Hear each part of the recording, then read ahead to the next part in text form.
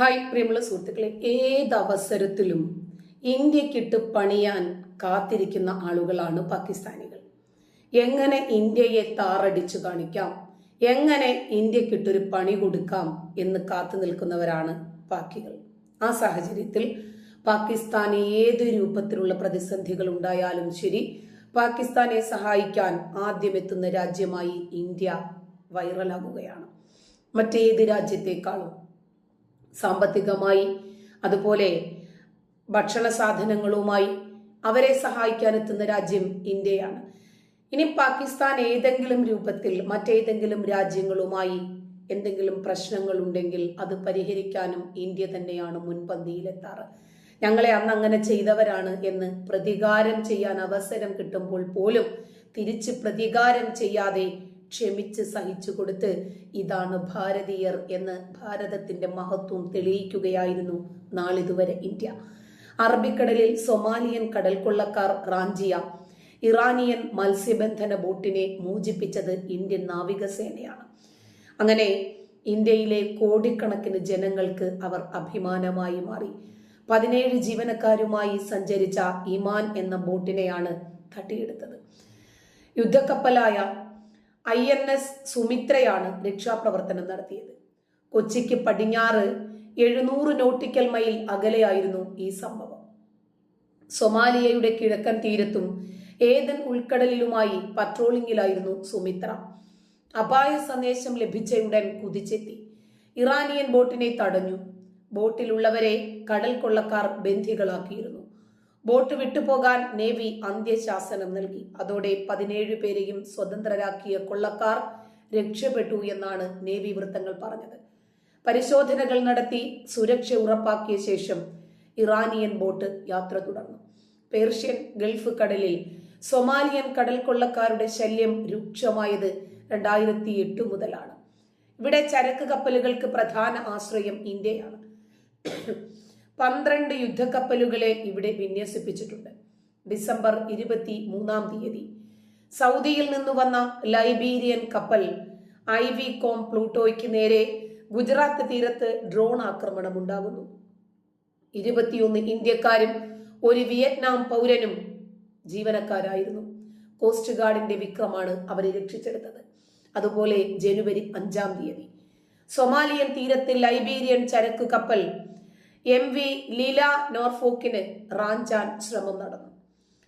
കപ്പലില് 15 ഇന്ത്യക്കാരടക്കം 21 ജീവനക്കാരായിരുന്നു നോർഫോക്കിൽ ഉണ്ടായിരുന്നത്. അന്ന് INS ചെന്നൈയും marine കമാൻഡോകളും ചേർന്നാണ് അവരെ രക്ഷിച്ചു കൊണ്ടുവന്നത്. ജനുവരി 18-ാം തീയതി ഏദൻ ഉൾക്കടലിൽ ഹൂതികളുടെ ഡ്രോൺ ആക്രമണം ഉണ്ടാകും. അത് നേരിടേണ്ടി വന്നത് അമേരിക്കൻ ചരക്ക് കപ്പലാണ്.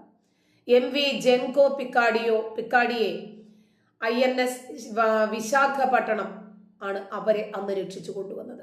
കപ്പലിൽ 9 ഇന്ത്യക്കാരടക്കം 22 പേരുണ്ടായിരുന്നു. കപ്പലിനകത്തുള്ള ഇന്ത്യക്കാരെക്കാളേറെ കപ്പലിലുള്ള മനുഷ്യരെ കുറിച്ചിട്ടായിരുന്നു ഇന്ത്യ അന്നും എന്നും ചിന്തിച്ചത്.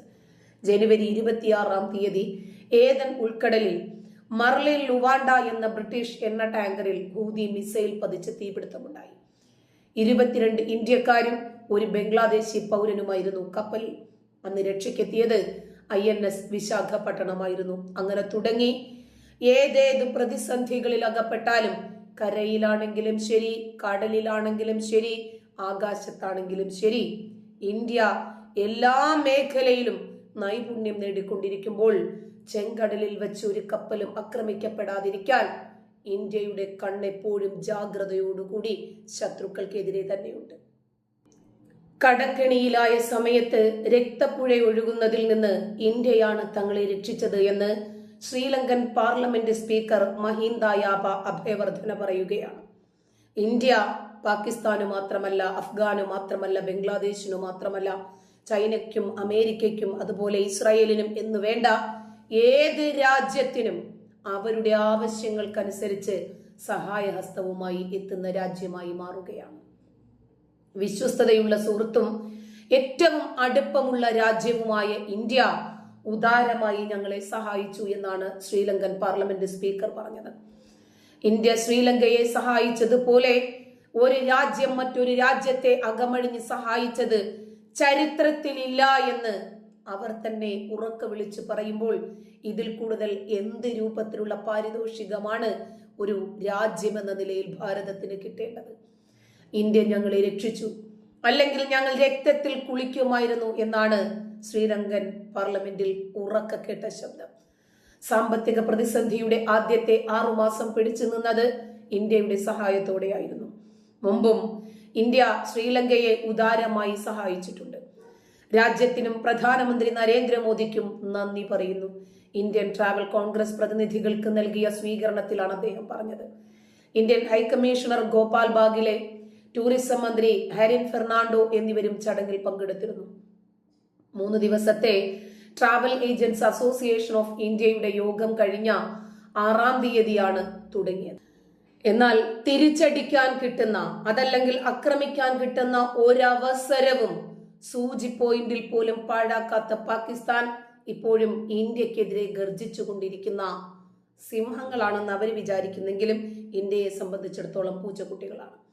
അയോധ്യയിലെ രാമക്ഷേത്രത്തിന്റെ പ്രതിഷ്ഠാ ചടങ്ങ് വളരെ ഗംഭീരമായി ലോകരാജ്യങ്ങളുടെ നേതാക്കളെ കൊണ്ടുവന്ന് നടത്തിയത് പാകിസ്ഥാൻ ഒരിക്കലും സഹിക്കാൻ പറ്റുന്ന കാര്യമല്ല. അതുകൊണ്ട് ക്ഷേത്രത്തെക്കുറിച്ചും ക്ഷേത്രത്തിന്റെ പ്രാണപ്രതിഷ്ഠയെക്കുറിച്ചും UN ഇപ്പോൾ പരാതിപ്പെട്ടിരിക്കുകയാണ് പാകിസ്ഥാൻ.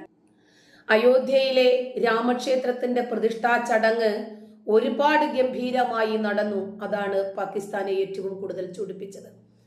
അയോധ്യയിൽ പതിറ്റാണ്ടുകൾക്ക് ശേഷം ക്ഷേത്രത്തെയും പള്ളിയെയും ചൊല്ലിയുള്ള തർക്കം അവസാനിച്ചെങ്കിലും ക്ഷേത്രത്തെക്കുറിച്ച് പരാതിപ്പെടാൻ പാകിസ്ഥാൻ ഐക്യരാഷ്ട്രസഭയ്ക്ക് ഔദ്യോഗികമായി കത്തെഴുതി.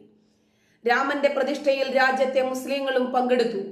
അതും പാകിസ്ഥാനെ ഏറെ ചൂടിപ്പിച്ചു. അയോധ്യയിലെ രാമക്ഷേത്രത്തിന്റെ ഉദ്ഘാടനം ഇന്ത്യയിൽ വളരുന്ന ഭൂരിപക്ഷവാദത്തിന്റെ സൂചനയാണ് എന്നാണ് പാകിസ്ഥാൻ വിദേശകാര്യ ഓഫീസ് പ്രസ്താവന നടത്തിയത്. ഇന്ത്യയിൽ ഹിന്ദുത്വ എന്ന പ്രത്യയശാസ്ത്രത്തിന്റെ വർദ്ധിച്ചു വരുന്ന വേലിയേറ്റം മതസൗഹാർദ്ദത്തിനും പ്രാദേശിക സമാധാനത്തിനും ഗുരുതരമായ ഭീഷണി ഉയർത്തുന്നു അത്രേ. എന്നും മുസ്ലിങ്ങളും അവരുടെ പുണ്യസ്ഥലങ്ങളും ഉൾപ്പെടെയുള്ള മതന്യൂനപക്ഷങ്ങളുടെ സുരക്ഷയും ഉറപ്പാക്കേണ്ടതുണ്ട് എന്നാണ് പാകിസ്ഥാൻ ഇന്ത്യൻ സർക്കാരിനോട് ആവശ്യപ്പെട്ടത്. UN പാകിസ്ഥാൻ അയച്ച കത്തിൽ പാകിസ്ഥാൻ പ്രതിനിധി മുനീർ അക്രം ഇന്ത്യയിലെ അയോധ്യയിൽ തകർത്ത ബാബരി മസ്ജിദിന്റെ സ്ഥാനത്ത് രാമക്ഷേത്രം നിർമ്മിച്ച് പ്രതിഷ്ഠിക്കുന്നതിനെ പാകിസ്ഥാൻ ശക്തമായി അപലപിക്കുന്നു എന്നും ഈ പ്രവണത ഇന്ത്യൻ മുസ്ലിങ്ങളുടെ സാമൂഹികവും സാമ്പത്തികവും രാഷ്ട്രീയവുമായ ക്ഷേമത്തിനും മേഖലയിലെ ഐക്യത്തിനും സമാധാനത്തിനും ഗുരുതരമായ ഭീഷണി ഉയർത്തുന്നതാണെന്നുമാണ് പറഞ്ഞത്. മാത്രമല്ല, ഇന്ത്യയിലെ ഇസ്ലാമിക പൈതൃക കേന്ദ്രങ്ങളുടെ സംരക്ഷണം ഉറപ്പാക്കാൻ അടിയന്തിരമായ ഇടപെടൽ ആവശ്യമാണെന്നും പ്രമേയത്തിൽ വ്യക്തമാക്കുന്നുണ്ട്. ഇതൊരൊറ്റപ്പെട്ട സംഭവമല്ല, അതിൽ ഖേദമുണ്ടെന്നും കത്തിൽ. കാരണം വാരണാസിയിലെ ഗ്യാൻവാപ്പി മസ്ജിദ്, മധുരയിലെ ഷാഹി ഈദ്ഗാഹ് മസ്ജിദ് എന്നിവയുൾപ്പെടെയുള്ള മറ്റു പള്ളികളും അപമാനത്തിന്റെയും നാശത്തിന്റെയും അപകട സാധ്യതകൾ അഭിമുഖീകരിക്കുന്നുണ്ട് എന്നാണ് പാകിസ്ഥാൻ UN പരാതിപ്പെട്ടിരിക്കുന്നത്. ജനുവരി 22-ാം തീയതി അയോധ്യയിൽ നടന്ന പരിപാടിയിൽ പങ്കെടുത്തവരെ ലക്ഷ്യമിട്ട് ഇന്ത്യയിൽ ആക്രമണം നടത്തുമെന്ന് പാകിസ്ഥാൻ സ്പോൺസേഡ് ഭീകരൻ ഭീഷണി മുഴക്കി. രാംലല്ലയുടെ പ്രതിഷ്ഠാ ചടങ്ങിനെ പൈശാചികമെന്ന് വിശേഷിപ്പിക്കുകയും പ്രതികാരം ചെയ്യാനായി ജിഹാദിന് ആഹ്വാനം ചെയ്ത് ഇന്ത്യൻ ജിഹാദി ഗൗരി രമ മന്ദിർ യുദ്ധപ്രഖ്യാപനം എന്ന പേരിൽ ഒരു വീഡിയോ പുറത്തു വരികയും ചെയ്തു. പ്രധാനമന്ത്രി നരേന്ദ്രമോദിയും ഉത്തർപ്രദേശ് മുഖ്യമന്ത്രി യോഗി ആദിത്യനാഥും രാമജന്മഭൂമി ക്ഷേത്രത്തിൽ ജനക്കൂട്ടത്തെ അഭിവാദ്യം ചെയ്യുന്നതിന്റെയും 2022 മുഹമ്മദ് നബിക്കെതിരെ വിവാദ പരാമർശം നടത്തിയ മുൻ BJP നേതാക്കളായ നൂപുർ ശർമ്മയുടെയും നവീൻ കുമാർ ജിൻഡാലിന്റെയും ചിത്രങ്ങളും വീഡിയോയിൽ ഗൗരിയുടെ ശബ്ദവുമുണ്ട്. മുംബൈ, ഭട്കൽ, അസംഗഡ്, ഹൈദരാബാദ് എന്നീ നഗരങ്ങളിൽ അവിടെ നിന്ന് ഭീകര പ്രവർത്തനങ്ങൾക്കുള്ള പിന്തുണ കുറയുന്നതിനെ കുറിച്ച് ഗൗരി പ്രചാരണ വീഡിയോയിൽ പറയുന്നുണ്ട്. 1966 ഹൈദരാബാദിൽ ജനിച്ച ഗൗരി 90കളുടെ മധ്യത്തിൽ 30-ാം വയസ്സിൽ ദുബൈയിലേക്ക് പോകുകയും പിന്നീട് പാകിസ്ഥാനിലെ റാവൽപിണ്ടിയിലേക്ക് താമസം മാറ്റുകയും ചെയ്തു.